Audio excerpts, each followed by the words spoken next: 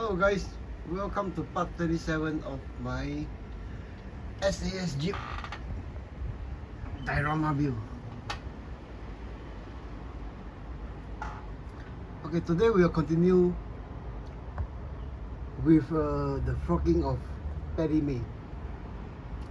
Now at this stage, I've actually made the model worse by adding the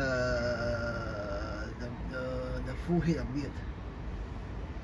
Now, as you may recall in part 26, I did half of the beard because the video is running way too long.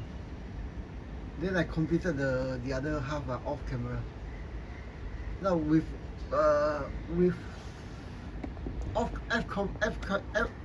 sorry, can't speak. Now off camera, I actually finished frocking the thing in about give me a second.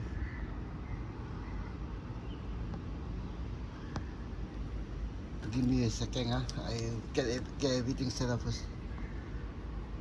Okay, off camera, actually I completed the rest of the headsculpt, including defraying the 550 paracord, shoving it into the hole in I think maybe about 15-20 minutes. Okay, this method is actually faster than gluing on. Gluing on take days. Okay, then for this one it's actually stronger than if you glue on. So the next stage actually requires this thing to be mounted on the model.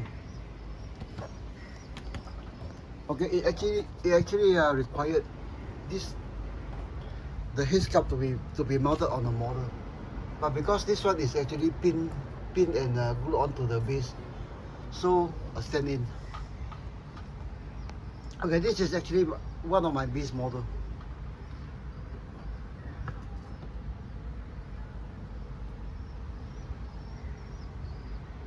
Okay, I got it to this stage, then I put it one side, ready for another view. Okay, so without all the mumbo jumbo, I set you guys down back on the stand, then we'll continue.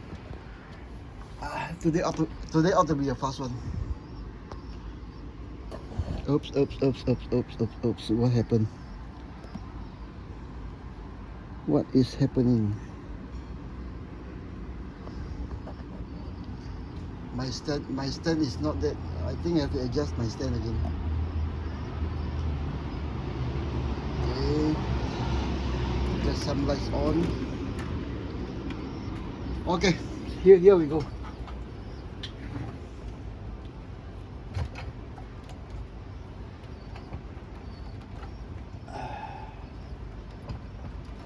What is happening here? What is happening here? Okay, here goes. Now one reason why I need the figure is because it's easier to work with. Then the next stage actually includes trimming off the beard, the excess fibers.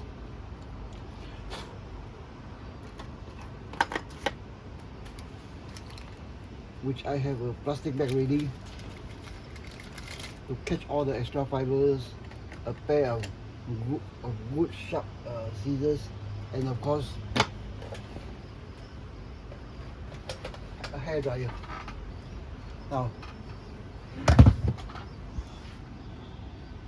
okay, a look at the state is in now. It looks like Moses. Okay, so the next stage,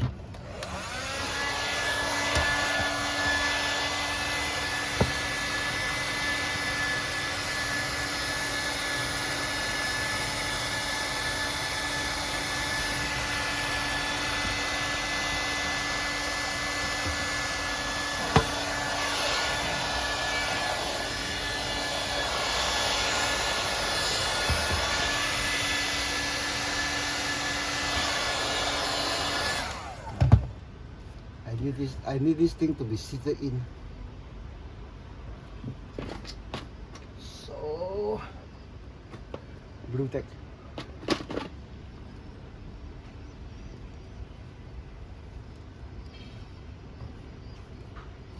It's easier to control if it's more or less tacked in.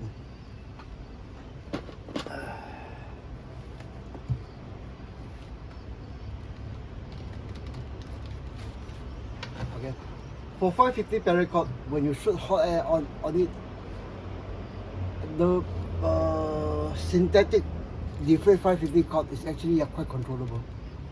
Okay.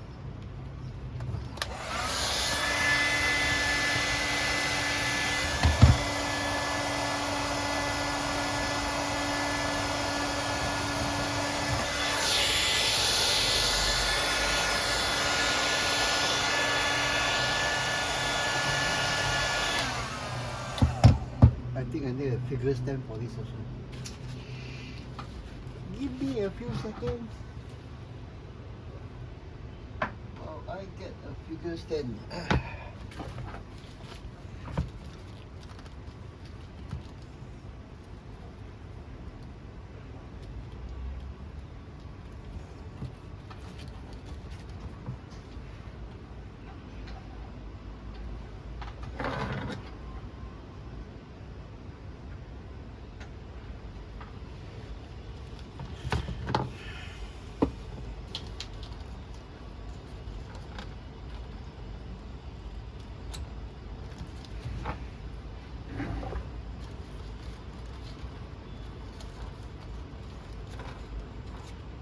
Now for as base figures goes, here actually is an example of a figure that's built for fragile.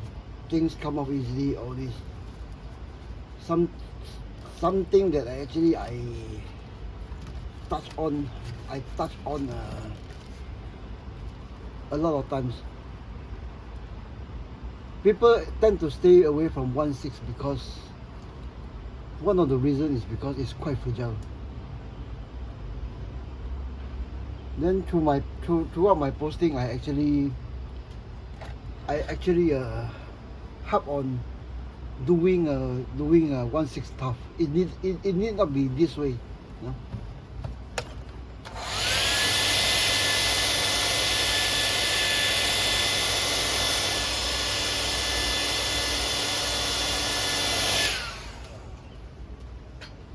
Okay, so right now we go to the trimming. Now for the trimming, the weak part I have is always I trim the mustache too short. Okay, so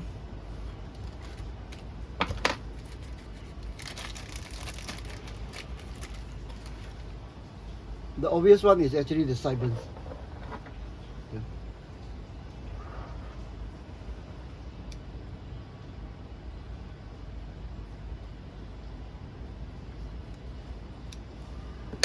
Okay, this one, all this could be reused.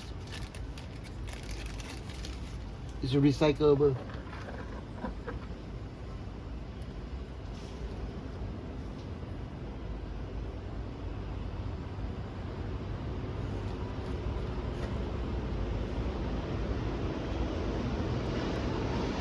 Okay, after trimming, I think I show you the gaps of the gaps between the drill holes.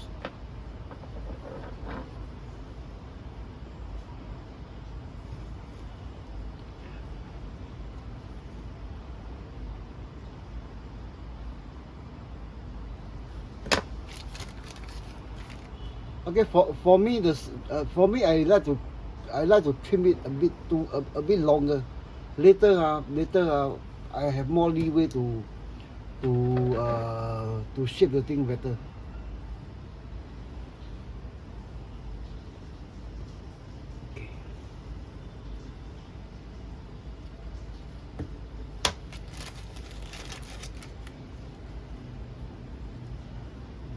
And of course I need some reference photograph. Yeah.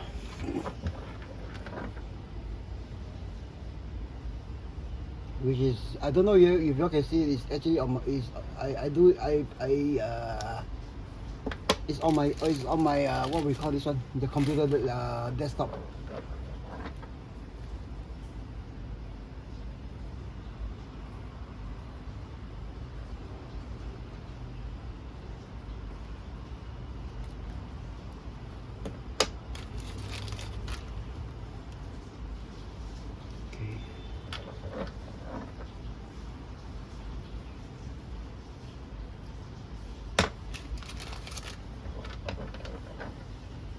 Now, when you trim all this, now don't just go for one simple cut. Do it like hairdresser or barbers do. I don't go for hairdresser. I'm still using a barber. I still go to a barber.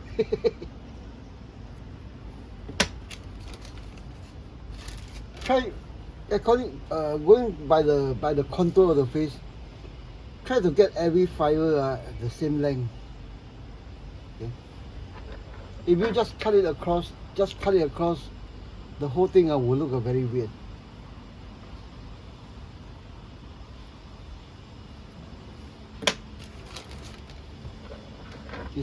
Someone told me that is called what, layering or something like that.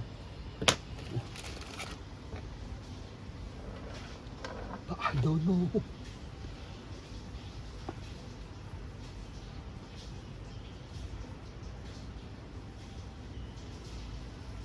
Yeah, give me a few seconds. I need some concentration here.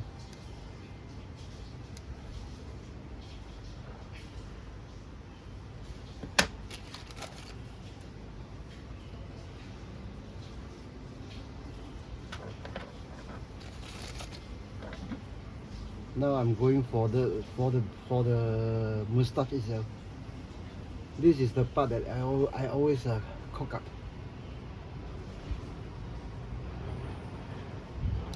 No, it's like that Mr. Bean skit. No, the one that he goes to the what, the lifeguard or what? To the lifeguard and start trimming off this side and this side and this side and this side until the lifeguard looks like Adolf Hitler.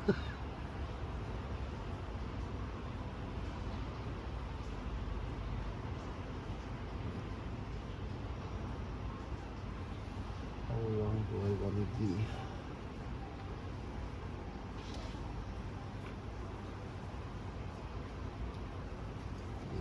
This one, this part, this part. Now, one reason I keep all this fiber is in Singapore we have aircon. These fine fibers will get sucked into the aircon and cause premature need to wash, to be serviced.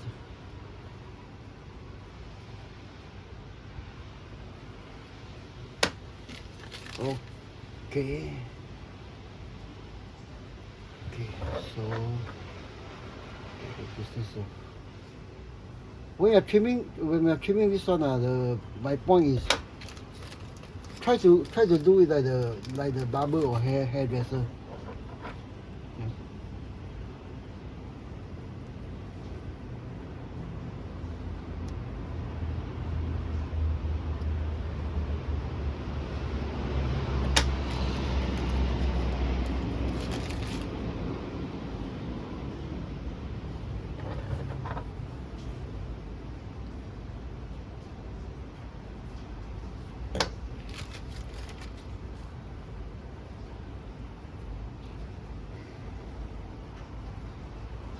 Okay, I'll pull you guys down for a closer look.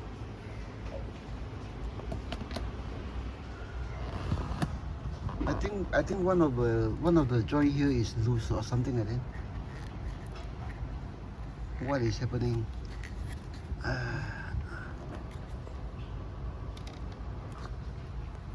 Okay, for a closer look. Okay, right now after trimming, you end up something like that.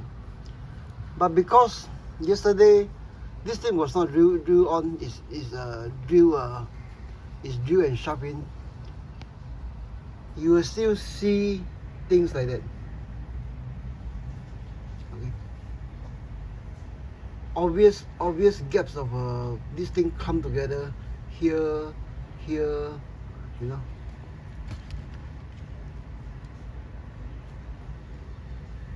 But anyways, the figure itself, it's starting to look good. A comparison of real historical photograph. Okay, 3 months. Okay, for this pic, for this images, I grab it off what we call Google Images. Now it's actually it was from one of those, you know, those museum or SAS official sites. Now they take this figure, this picture is the man returning from 3 months operation, 3 months out in the desert. Give me a few seconds, huh? Okay. That one is 3 months worth of beard. This is about 6 months, 6 months or 8 months worth of beard.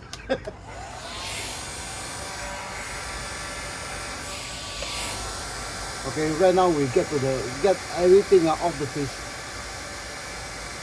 There will be stray fibers on the face.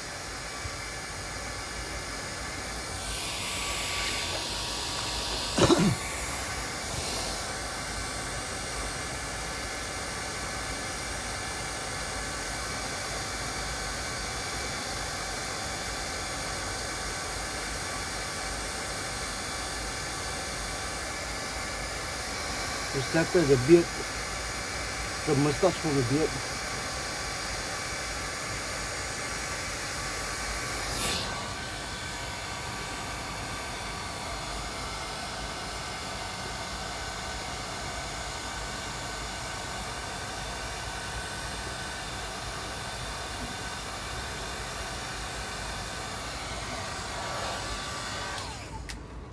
Okay, and you get something like that.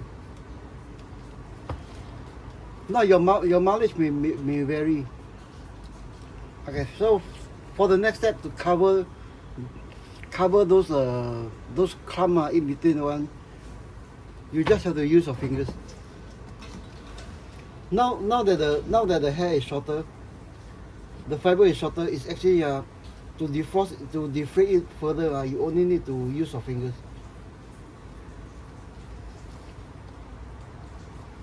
Now for the I need the mustache away from the beard. Is to right now I'm going to style this thing.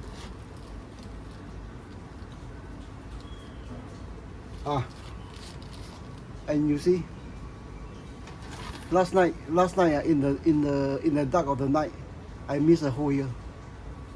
See, I missed a hole here.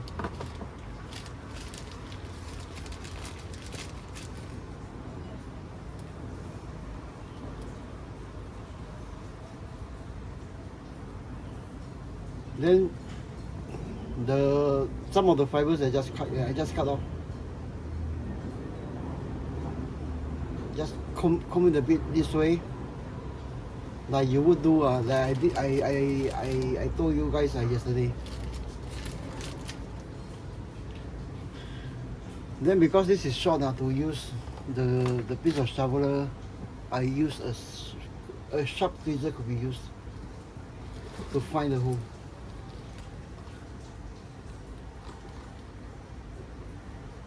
I couldn't find the hole with the tweezer.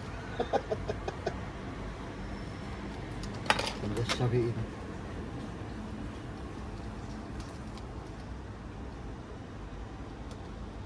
I think I need to make one of these in my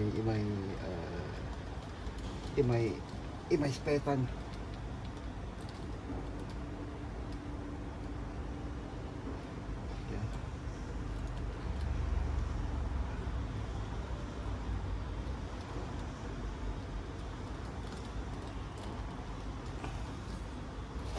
think we are good.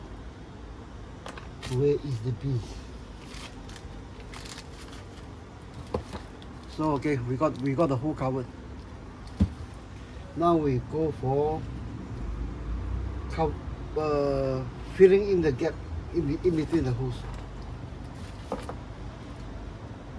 Now for this step, it's like weathering that I keep on telling everyone. There's no hard and fast rule to you must cut this, then you do this. After you do this, you can't go back to do other things. No. This thing you go to and fro until you get the correct styling that you want. Okay, so this part need more. So I trim a bit more. Okay, this time the fiber is too short to keep, so I just throw them away. No, the golden rule is the shorter the fiber is easier to do this. Okay, so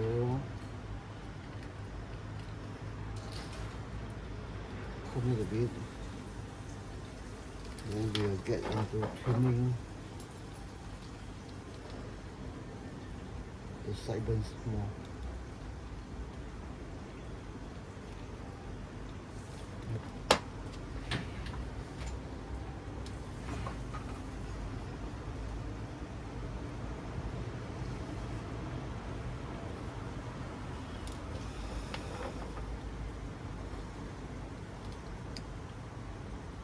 No, usually for this thing,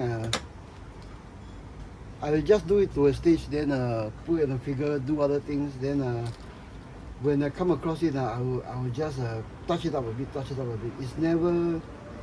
It's never a one-time show for me. Okay, your mileage may vary, but for me, it's never a one time you go and finish sort of thing. It's like a face painting. Okay, face painting for headsculpts.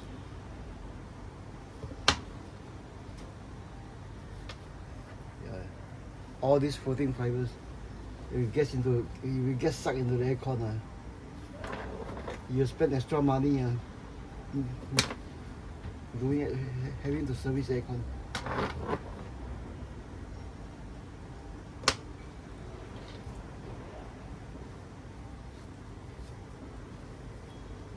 Okay, the goal to all this is actually like what I always say, to make it at least half believable. Now they are actually guys that I actually talk to. They actually goes into the root of the hair is very authentic. All this one, which I find very I totally don't understand. Then to my surprise, there are people who are willing to pay a few $100s to get that, the fiber, the root of the fiber that come out from the skin is very authentic. But seriously, for a model, even if you can get, if the headsculpt has that authenticity, what about the rest of the figure?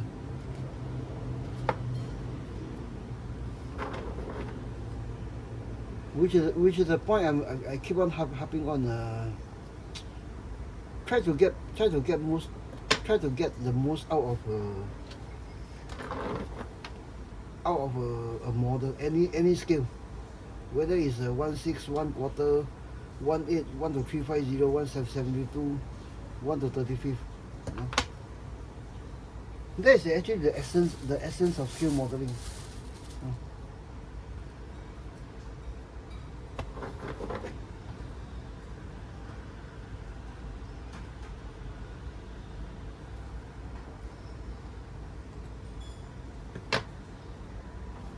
Now for plastic models,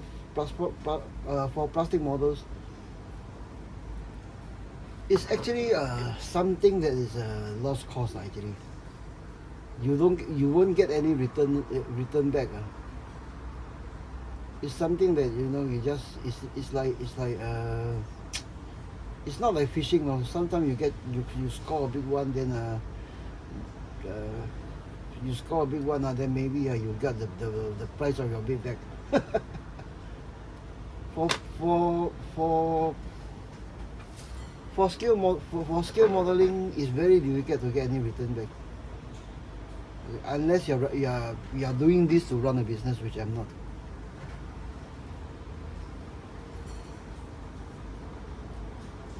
And I know about, I think anyone that come across this video or what, most of the guys are not running a business. They are doing this one out for fun. Yeah. That is the main crux of this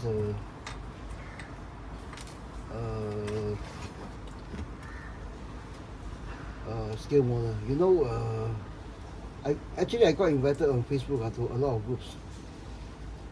Then one of the groups one of the groups I got invited was actually a group that collects of all things Marvel toys in 1/6 scale. They pay hundreds and $1,000 for a 1/6 hot toys kit. Then when I posted my model on that thing, you know what I got? I got attacked. Then why do I do this when you can actually buy them? And then as time goes on, it became that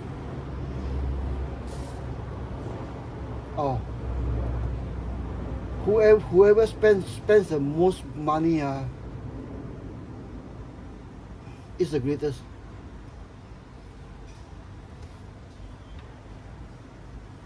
Which is something very, very mystifying.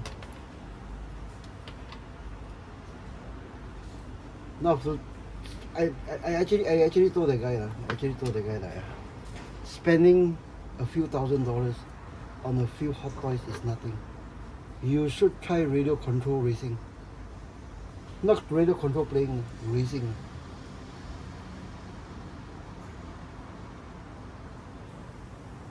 Actually, I've been through this stage in the 1980s, early 90s, when I got off a scale model to go into radio control. I said that's not the way to enjoy to do scale model. You buy to prove that you are rich. And then of course after I got invited into the group because they come across one of my posting in this Facebook. Then of course after a few months, not all the guys there are that bad, okay? But they are not keen on doing stuff like, you know, whether the model scratch build a thing or two on that model to make their models better.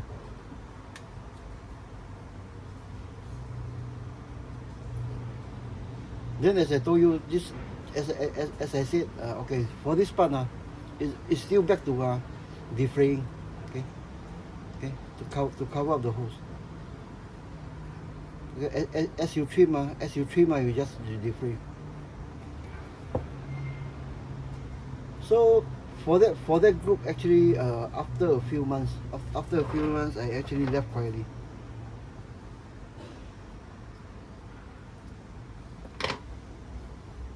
That's not the way scale model is meant. Now, as a statue collector or something like that, I think it's different.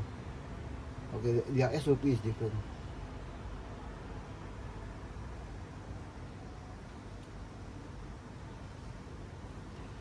Give you a few seconds. I need to trim a bit off here.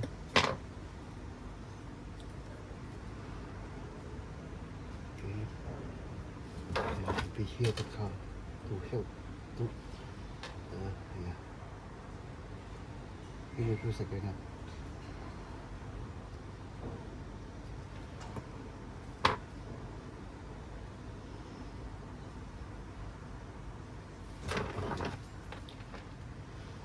Now, as you trim this one, try to pay attention to the hose.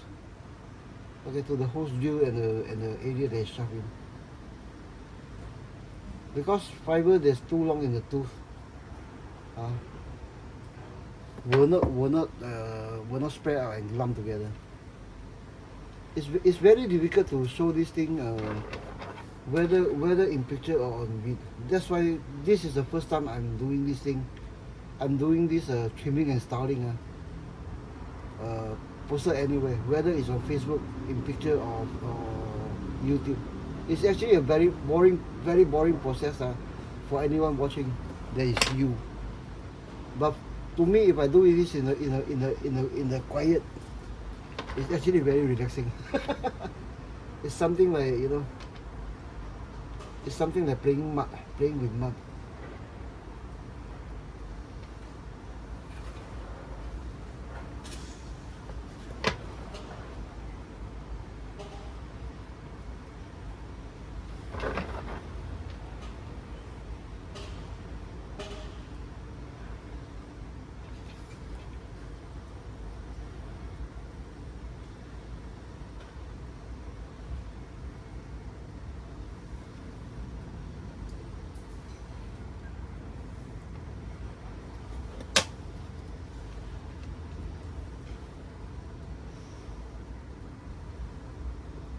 Actually, when I started to do when I decided to do this, I was not even going to post this thing.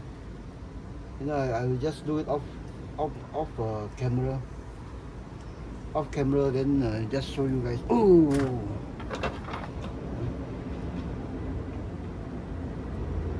Then it dawned on me that this headsculpt itself is actually hard resin. Okay. Previously, I've shown you guys those soft dragons. Soft dragon headsculpt made of vinyl or rubberized something.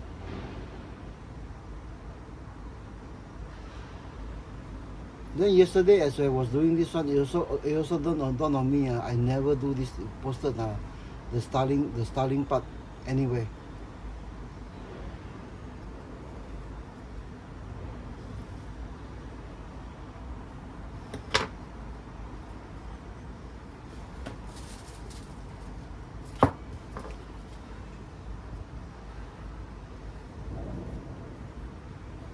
Okay, I think we more or less has gotten the hose covered.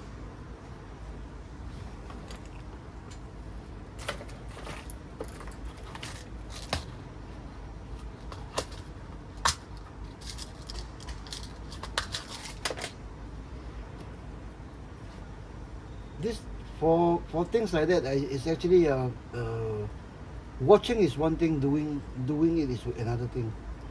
Okay. It's like what I said, if it's off camera for me, this thing is actually very relaxing. I can do it with the eyes on YouTube, the feet are on the bed, and you know, just pick away, cut away, you know, trim away.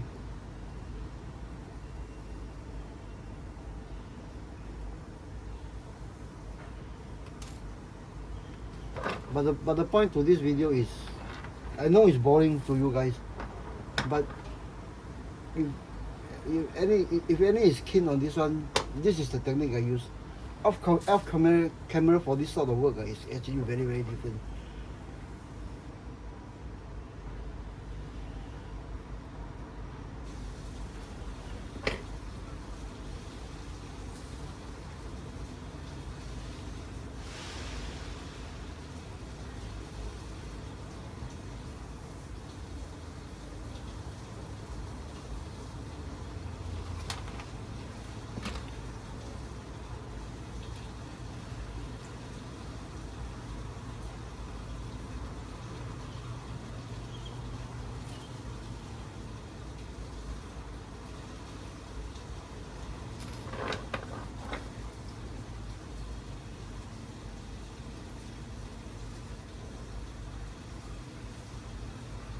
Give me a few more seconds.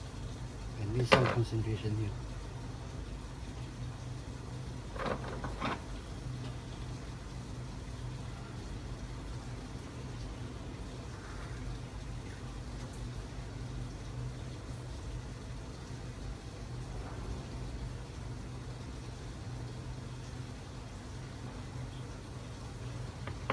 But what I'm getting is for frocking like that, instead of taking days, taking days just to frock, not this part, just to frock. It may take maybe an hour total. Styling is another. Styling is actually frocking. Frocking is actually half the story. The other story is this styling.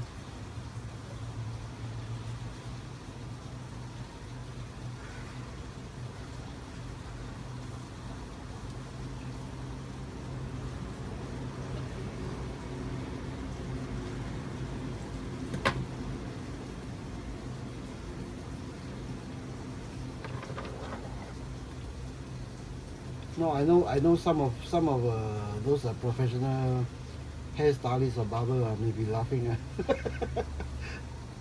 laughing at what I'm doing. James, you cuss! It's such a simple thing. Why are you doing it this way? Why it's the wrong technique? I'm not a barber or stylist.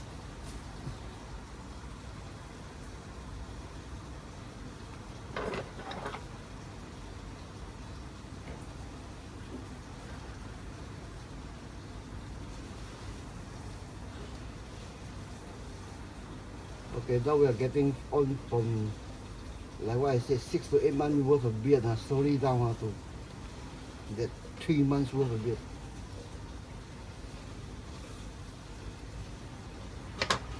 And like what I told you, whatever is shoved in already has lost about 20-30%, because it's actually, you know, after getting those loose strands.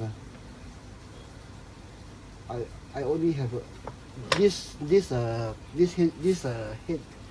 has only about has lost about 20-30%.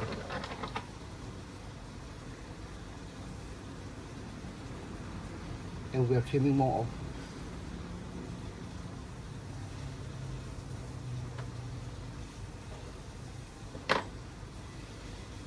Okay.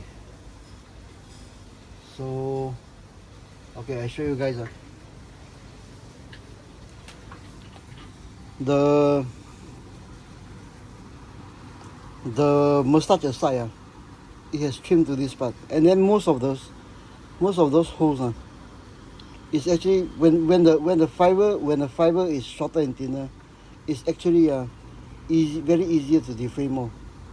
Whatever cannot be deframed, it may be too long. Just cut off. Don't cut off perpendicular. Cut off and then trim at an angle. So some of the fiber is short, long. Some of the fiber is shorter, then end up with longer in that particular clump.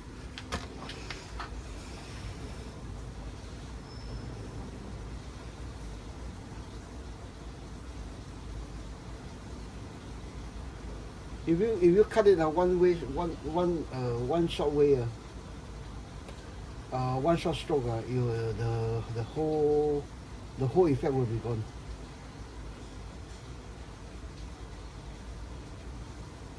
It's okay, to put it simply, it's like trimming your hair without a comb.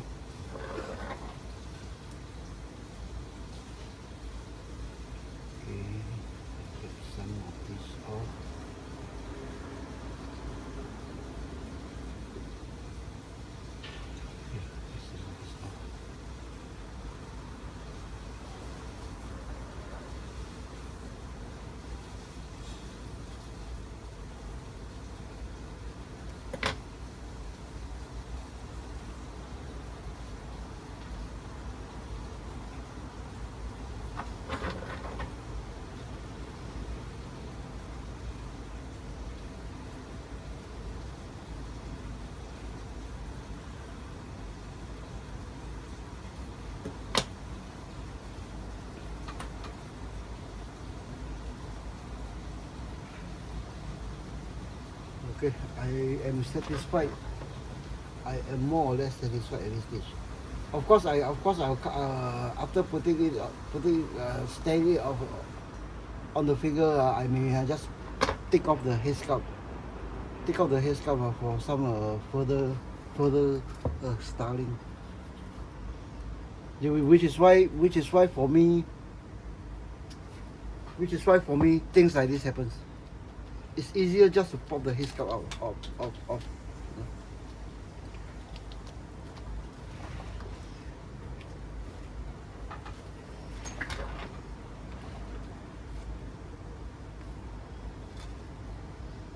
Then usually for figures like this, Paddy Mayne,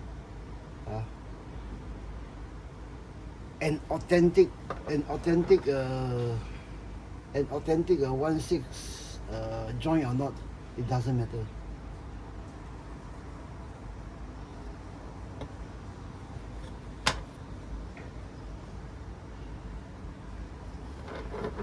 It's not that you need the correct joint to get the thing off. Is the thing needs to stay on and look and stay, to get the thing on and get the correct pose.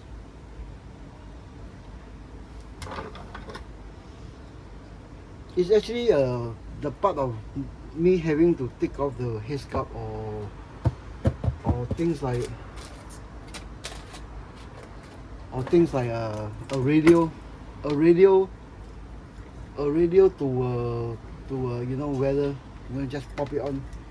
It's gotten me on the journey of doing joints like such as this. Now, if those of you who has been watching my Facebook for years, I've actually done a figure in a sniper figure. Right now, I can show it to you because the figure right now is in Italy. Okay. And this is actually the carabiner I use to do the wrist joint. Okay, I just cut off then the swivel part of the carabiner.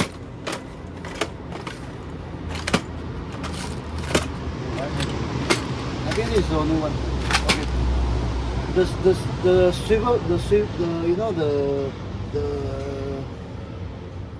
the joint part of this, the spring joint part of this carabiner is actually on the wrist.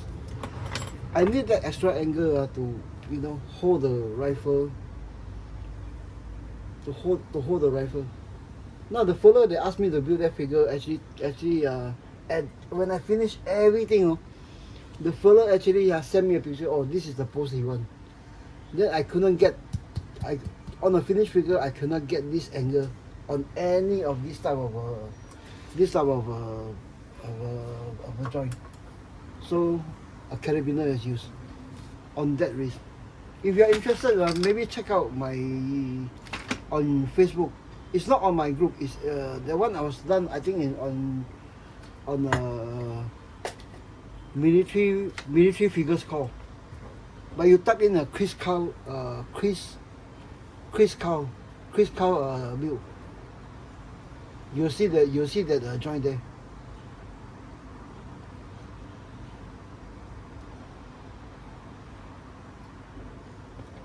Now the fellow that actually asked me to build the one the fellow is in Italy. Then I think he's planning to open a hobby store. Okay, he's planning to open a hobby store to help kids onto this hobby, which is also one of my pet subjects, to get more youngsters into this hobby. Okay. I think at computers game they have their place, but doing scale models, people that do scale models they are actually wired a bit differently. Okay, their brains are wired differently. They solve problems better.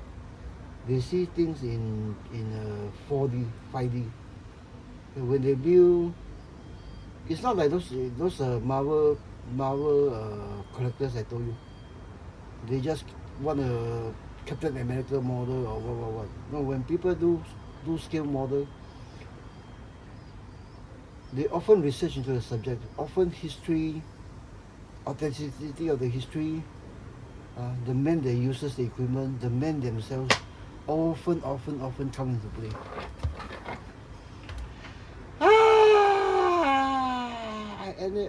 I actually made another boo-boo talking. I cut this part of the moustache too short to this part.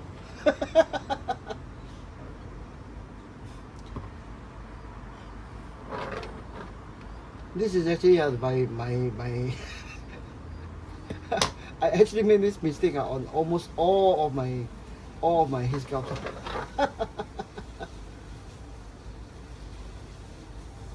Now let's hope this side will be more or less equal to this side.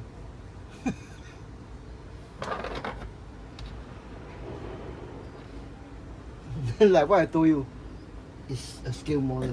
It's something you do want to pass away your time. No biggie. Yeah. Then for this one, it's not glued on. You just pull out, then put some new fiber in.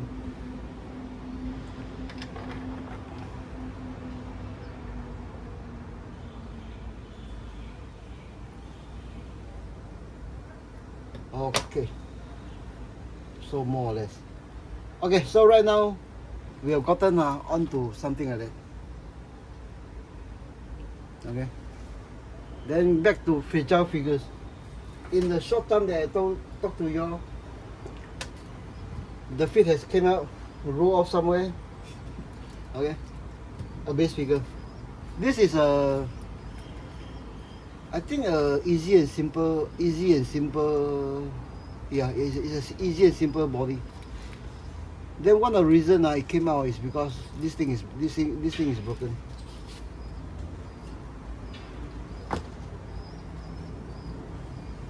But 1/6 need not be built fragile for figures. I'm not talking about vehicles. If this Jeep were to drop, were to tumble down from here to here, something will get broken. But I can guarantee none of the figures will get damaged because they are built tough.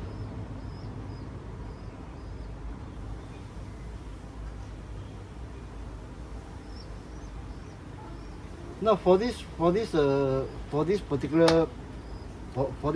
body itself,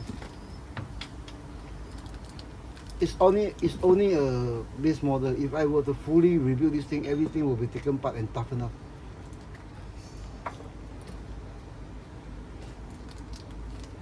Using what? Using those techniques that I keep on posting and reposting, keep on mentioning, keep on showing. If that particular technique works in a figure, it works in all figures. Which is also one of the reason why I chosen not to do YouTube previously. Because what you see on this SAS JEEP is done using only a field technique, the same field technique to be precise.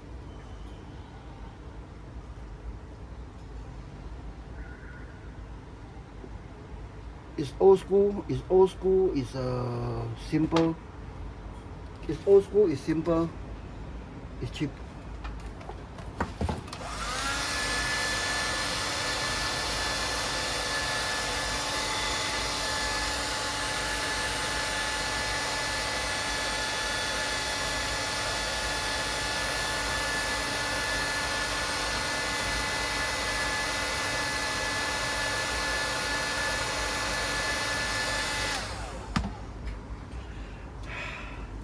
And I can tell you it will be very embarrassing to show the same thing in every episode. In every episode on a bit on different subject.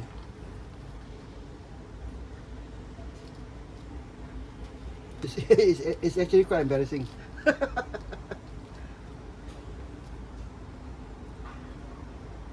But the point I'm harping on, you see on all my posts, whether it's on YouTube or Facebook, I'm actually harping on get a few techniques under the belt. Get a few techniques under the belt. Okay. With a few techniques, other techniques will come naturally. Whether it's painting, whether it's doing something like this, you know, something like that. Okay. Then the main point is after you develop the techniques, share it with others. Share your techniques and maybe coach a few youngsters, you know. Coach a few youngsters, share with your friends. Then they will they'll enjoy their hobby more. I mean I don't know what's happening to this skill model hobby nowadays. Back in the 80s, I left hobby. I left scale hobby back in 1982, 83, I think, just after the Frocking War, or 84, something like that. Okay, at that time the culture is, of course, at that time we do visit model shops. So after we visit the model shop for monkeys years, people will tend to know us. Okay, tend to know us. Then mostly by the figures that we built that they have seen. Oh, you're that guy that you built that model that I see on that competition or what. Then how do you get the antenna? How do you do the frag? All these things are shared. Okay, I can tell you that I'm actually among the first guys they actually use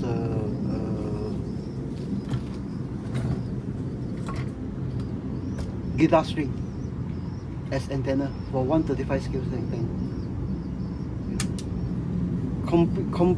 Complete now with sometimes there's a spring underneath here. Okay, I just cut off the antenna, pump the 35 scale thing. At that time the technique is actually the stretch blue one. Okay, all these techniques is actually shared. Then some of the guys that open a hobby store like in Singapore, Orchard store, Morgan. Okay, hobby central. Of course, if they're running a business, especially in a family, not all of them are doing a scale model. But those that are doing a scale model, when we ask, they'll tell us the technique, what the problem they go through, what to be careful. This is actually what modeling culture should be. So like what I'm saying, get a few of these techniques under the belt. The others will come naturally.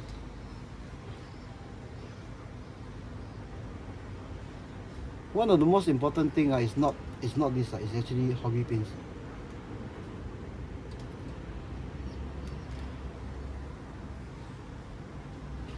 Okay, I think I more or less get this thing trimmed.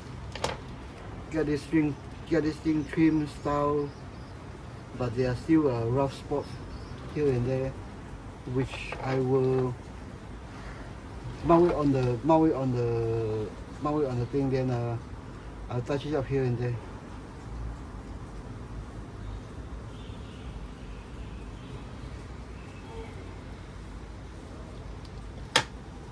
Okay, I touch it up here and there.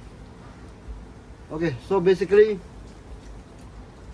after some yakking,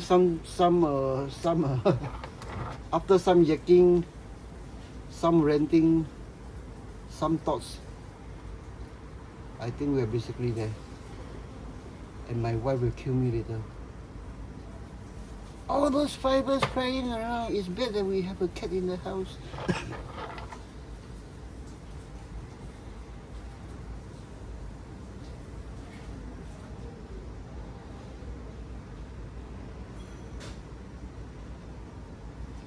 And later I'm going to cook. Later I'm going to cook chicken rice for lunch. I do have to go and get the chicken from. Give me a few seconds. From the wet market here. I still need. Again, this thing is shorter than this side.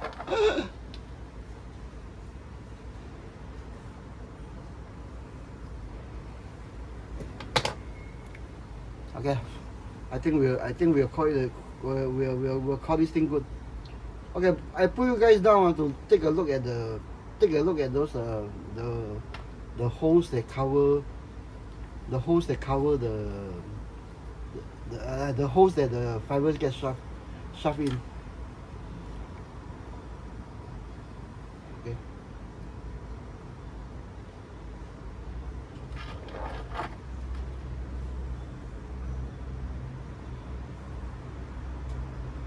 What is happening here? Yeah.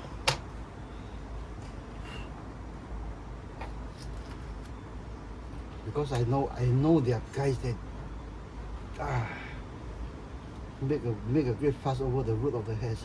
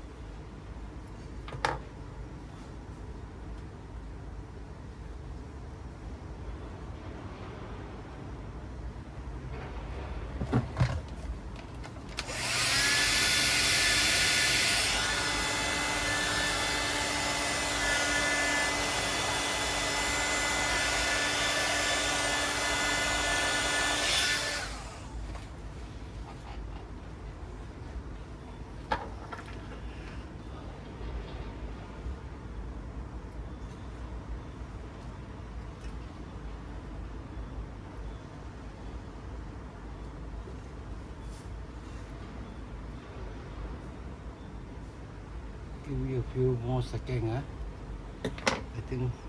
I think we're quite good here.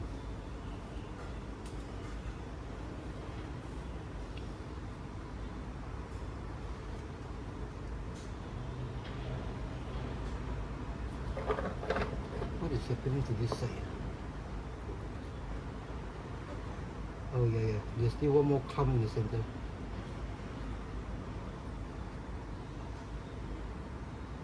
Get rid of this clump and I think it should be good. Yep. Trim off the side. Trim off the clump on the surface.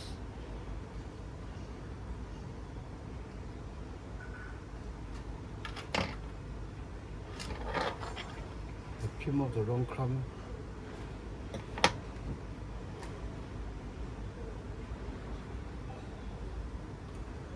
Oh, I tell you guys, I bring you up, bring you guys, bring this thing up, to take a closer look. Okay. So after focus. So after styling, we basically something like that. If the camera can capture, okay. Those who are basically plugged in. Of course, this one. For this one, it actually needs more trimming. But like what I said, don't do this thing at one go. No? You cut everything too short, and then you have to reshuffle, redo some parts. One example is the mustache. Okay.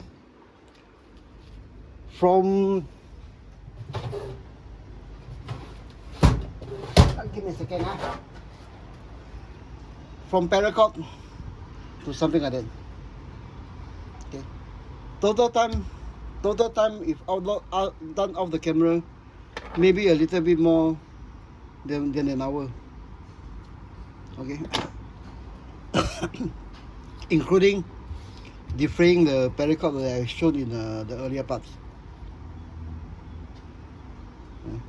So on the model itself, I show you guys, I give you guys a look. Okay, on the model itself, it became like that. Okay, the mustache still needs some work. Okay, but I'll do that off camera. But basically, oh my god, it's another 1 hour. I thought this thing will take maybe about 20-30 minutes. Okay, so the basic techniques, I still have to work on the mustache. Okay, but that's the basic technique. Then we'll update on this thing as I build the whole diorama. Okay. Let me tell you a secret. The reason why the main reason why I detail this thing so much is because I don't have the space to build another more diorama or even a model. Okay, my space is basically used up. Then there are still diorama overflowing into the other room. But anyways, it's not a museum quality that I'm looking for. Okay. But it's something. SAS JEEP is one of my pet subjects. Then for something like that, I don't think I'll do another one in my lifetime, and I'm already 60. So all the factors combined, ends up with a project something like that. Complete with the sundial actually. With the scratch wheel sundial out of a coin, and some 21st century paratrooper altimeter. Okay. Anyways, you got the in these two parts of frocking, that's the total technique. It's actually a time.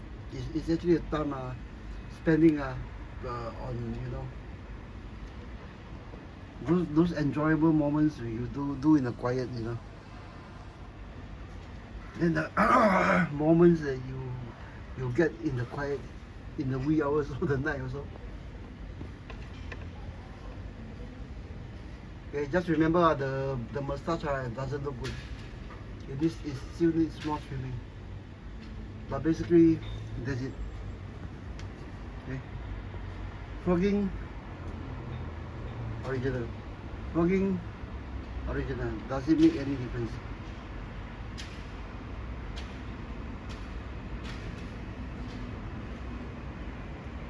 Okay guys, see you in the next episode.